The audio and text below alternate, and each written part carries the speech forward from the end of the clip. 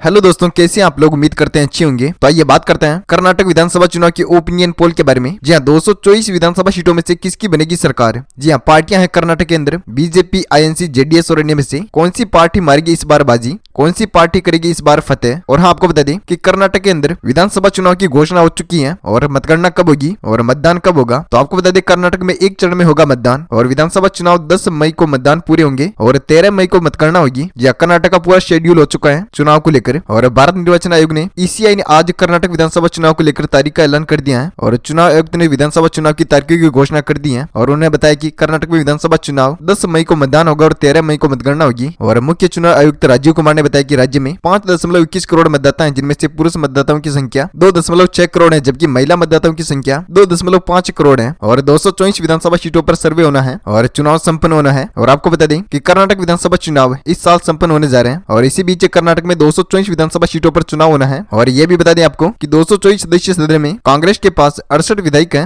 हालांकि 2018 में विधानसभा चुनाव में कांग्रेस ने 80 सीट और जेडीएस ने 37 सीट और भाजपा ने 104 सीटों पर जीत दर्ज की थी। तो दोस्तों, कर्नाटक में विधानसभा चुनाव का घोषणा हो चुकी है और ये चुनाव एक चरण में संपन्न होगा। तो इसी बीच आपको ले चलते हैं कि कर्नाटक की 224 विधानसभा सीटों में से ताजा सर्वे के बीच कि किसकी बनेगी सरकार, बीजेपी, आईएनसी, जेडीएस और इनमें से। तो सबसे पहले ले चलते हैं आपको कर्नाटक के पहले जिले के बारे में। तो चिकबलपुर की 5 विधानसभा सीटों में से बीजेपी खाते में 1 सीट जा सकती है और आईएनसी खाते में 3 सीटें और जेडीएस पार्टी खाते में 1 और अन्य पार्टी खाते में 0 सीट जा सकती है। इसी के साथ बात करते हैं चिकमगलूर की 5 विधानसभा सीटों में से यहाँ पर इतिहास रह सकते हैं। तो बीजेपी खाते में 5 विधानसभा सीट जा सकती है और आईएनसी खाते में 0 सीट और जेडीएस पार्टी खाते में 0 और अन्य पार्टी खाते में 0 विधानसभा सीट जा सकती है। इसी के साथ बात करते हैं चामराजनगर की 4 विधानसभा सीटों में से बीजेपी खाते में 2 सीटें जा सकती है और आईएनसी खाते में 1 सीट और जेडीएस पार्टी खाते में 1 और अन्य पार्टी खाते में 0 विधानसभा सीट जा सकती है। इसी के साथ हमने बात कर ली है कर्नाटक राज्य की 224 विधानसभा सीटों में से 14 विधानसभा सीटों के बारे में। तो ओपिनियन पोल है बीजेपी खाते में 8 विधानसभा सीटें जा सकती है और आईएनसी खाते में 4 सीटें और जेडीएस पार्टी खाते में 2 सीटें और अन्य पार्टी खाते में 0 विधानसभा सीट जा सकती है। वहीं पर बात करते हैं अगले जिले कोडगु की 2 विधानसभा सीटों में से बीजेपी खाते में 1 सीट जा सकती है और आईएनसी खाते में 1 सीट और जेडीएस पार्टी खाते में 0 और अन्य पार्टी खाते में भी 0 विधानसभा सीट जा सकती है। इसी के साथ चर्चा करते हैं बंगलोर अर्बन की 4 विधानसभा सीटों में से बीजेपी खाते में 4 सीटें जा सकती है और आईएनसी खाते में 0 और जेडीएस पार्टी खाते में भी 0 और अन्य पार्टी खाते में 0 विधानसभा सीट जा सकती है। इसी के साथ बात करते हैं बीदर की 6 विधानसभा सीटों में से बीजेपी खाते में 3 सीटें जा सकती है और आईएनसी खाते में 3। यहाँ पर मामला इक्वल है और जेडीएस पार्टी खाते में 3 और अन्य पार्टी खाते में 0 विधानसभा सीट जा सकती है। इसी के साथ चर्चा करते हैं कि कर्नाटक की 224 विधानसभा सीटों में से 26 सीटों की हमने बात कर ली है, जिनमें से बीजेपी खाते में 16 विधानसभा सीटें जा सकती हैं और आईएनसी खाते में 8 विधानसभा सीटें जाती हुई नजर आ रही है। साथ ही जेडीएस पार्टी खाते में 2 और अन्य पार्टी खाते में 0 विधानसभा सीट जा सकती है। इसी के साथ बात करते हैं गदग की 4 विधानसभा सीटों में से बीजेपी खाते में 3 सीटें जा सकती है और आईएनसी खाते में 1 सीट और जेडीएस पार्टी खाते में 0 और अन्य पार्टी खाते में 0 विधानसभा सीट जा सकती है। इसी के साथ चर्चा करते हैं यादगिरी की 4 विधानसभा सीटों में से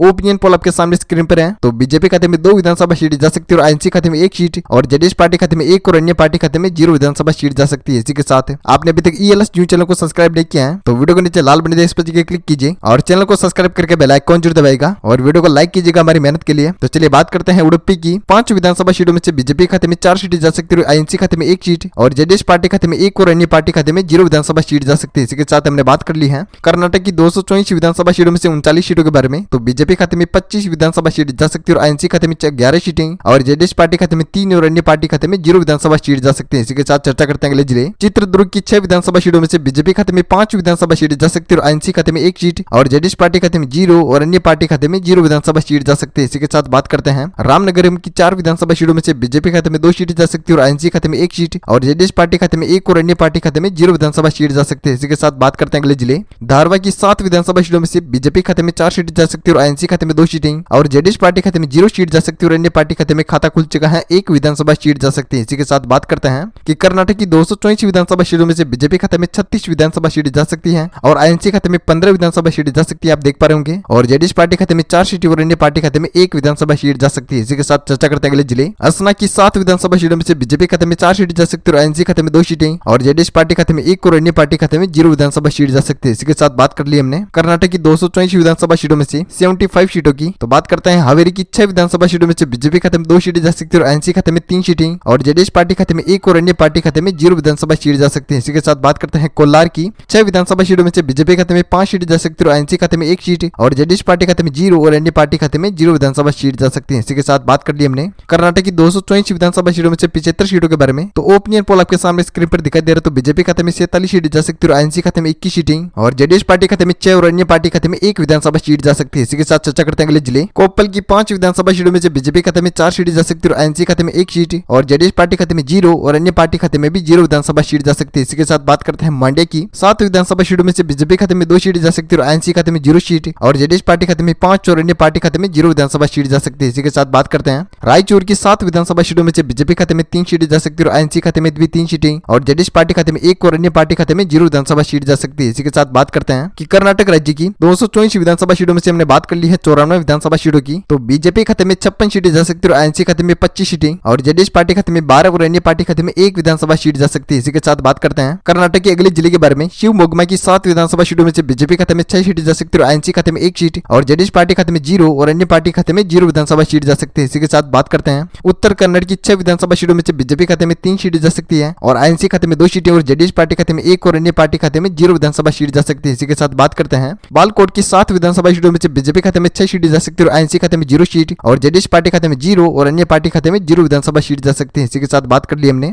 कर्नाटक की 224 विधानसभा सीटों में से 114 विधानसभा सीटों के ओपिनियन पोल के बारे में। तो बीजेपी खाते में 71 विधानसभा सीटें जा सकती है और आईएनसी खाते में 29 सीटें और जेडीएस पार्टी खाते में 13 और अन्य पार्टी खाते में 1 विधानसभा सीट जा सकती है। इसी के साथ बात करते हैं अगले जिले बीजापुर की 8 विधानसभा सीटों में से 8 में से बीजेपी खाते में 5 सीटें जा सकती है और आईएनसी खाते में 2 सीटें और जेडीएस पार्टी खाते में 1 और अन्य पार्टी खाते में 0 विधानसभा सीट जा सकती है। इसी के साथ बात करते हैं दक्षिण कन्नड़ की 8 विधानसभा सीटों में से बीजेपी खाते में 4 सीटें जा सकती है और आईएनसी खाते में 2 सीटें और जेडीएस पार्टी खाते में 2 और अन्य पार्टी खाते में 0 विधानसभा सीट जा सकती है। इसी के साथ बात करते हैं दावणगेरे की 8 विधानसभा सीटों में से इतिहास रख सकते हैं। तो बीजेपी खाते में 5 सीटें जा सकती है और आईएनसी खाते में 2 सीटें और जेडीएस पार्टी खाते में 1 और अन्य पार्टी खाते में 0 विधानसभा सीट जा सकती है। इसी के साथ हमने बात कर ली है कर्नाटक की 224 विधानसभा सीटों में से 138 सीटों के बारे में। तो ओपिनियन पोल आपके सामने स्क्रीन पर दिखाई दे रहे हैं। तो बीजेपी खाते में 85 विधानसभा सीटें जा सकती है और आईएनसी खाते में 35 सीटें और जेडीएस पार्टी खाते में 17 विधानसभा सीटें जा सकती है और अन्य पार्टी खाते में 1 विधानसभा सीट जा सकती है। इसी के साथ बात करते हैं बेल्लारी के ओपिनियन पोल के बारे में। तो 9 विधानसभा सीटों में से बीजेपी खाते में 6 सीटें जा सकती है और आईएनसी खाते में 3 सीटें और जेडीएस पार्टी खाते में 0 और अन्य पार्टी खाते में 0 विधानसभा सीट जा सकती है। इसी के साथ बात करते हैं गुलबर्गा की 9 विधानसभा सीटों में से ओपिनियन पोल आपके सामने स्क्रीन पर दिखाई दे रहा है। तो बीजेपी खाते में 5 विधानसभा सीटें जा सकती है और जेडीएस के खाते में 2 सीटें और आईएनसी खाते में 2 और अन्य पार्टी खाते में 0 विधानसभा सीट जा सकती है। इसी के साथ मैंने बात करते हैं मैसूर की 11 विधानसभा सीटों के ओपिनियन पोल के बारे में। तो बीजेपी खाते में 5 विधानसभा सीटें जा सकती है और आईएनसी खाते में 2 सीटें और जेडीएस पार्टी खाते में 4 और अन्य पार्टी खाते में 0 विधानसभा सीट जा सकती है। इसी के साथ बात करते हैं कि कर्नाटक की 224 विधानसभा सीटों में से 167 विधानसभा सीटों की हमने बात कर ली है, जिसमें से बीजेपी खाते में 101 विधानसभा सीट जा सकती है और आईएनसी खाते में 42 सीटें और जेडीएस पार्टी खाते में 23 और अन्य पार्टी खाते में 1 विधानसभा सीट जा सकती है। इसी के साथ कर्नाटक के अंदर आपको बता दें 10 मई को मतदान होगा 2023 के अंदर और 13 मई को मतगणना होगी। तो किसकी बनेगी सरकार, आपकी राय नीचे कमेंट बॉक्स में अवश्य दीजिएगा। तो चलिए बात करते हैं अगले जिले तुमकुर की 11 विधानसभा सीटों में से बीजेपी खाते में 4 सीटें जा सकती है और आईएनसी खाते में 5 सीटें और जेडीएस पार्टी खाते में 1 और अन्य पार्टी खाते में 1 विधानसभा सीट जा सकती है। इसी के साथ बात करते हैं बेलगाम की 18 विधानसभा सीटों में से बीजेपी खाते में 10 सीटें जा सकती है और आईएनसी खाते में 6 सीटें और जेडीएस पार्टी खाते में 2 और अन्य पार्टी खाते में 0 विधानसभा सीट जा सकती है। इसी के साथ बात करते हैं बंगलोर ग्रामीण की 28 विधानसभा सीटों में से ओपिनियन पोल आपके सामने स्क्रीन पर दिखाई दे रहे हैं। तो बीजेपी खाते में 16 विधानसभा सीटें जा सकती है और आईएनसी खाते में 9 सीटें और जेडीएस पार्टी खाते में 2 और अन्य पार्टी खाते में 1 विधानसभा सीट जा सकती है। इसी के साथ ये ओपिनियन पोल जनता के द्वारा राय के अनुसार बनाया गया है। तो कर्नाटक के अंदर 224 विधानसभा सीटों में से हमने बात कर ली है 224 सीटों की, यानी कि पूर्ण ओपिनियन पोल की हमने बात कर ली है, जिसमें से ओपिनियन पोल आपके सामने स्क्रीन पर दिखाई दे रहे हैं। लास्ट फाइनल ओपिनियन पोल है ये। बीजेपी खाते में 132 विधानसभा सीटें जा सकती है और आईएनसी खाते में 61 सीटें और जेडीएस पार्टी खाते में 28 और अन्य पार्टी खाते में 3 विधानसभा सीटें जा सकती है। इसी के साथ बात करते हैं कि कर्नाटक के अंदर 284 सीटों की हो चुकी है बात ओपिनियन पोल के बारे में जनता सर्वे की। तो कर्नाटक के अंदर किसकी सरकार बन सकती है आपके हिसाब से, आपकी राय नीचे कमेंट बॉक्स में अवश्य दीजिएगा। और हमारी टीम की मोटिवेशन के लिए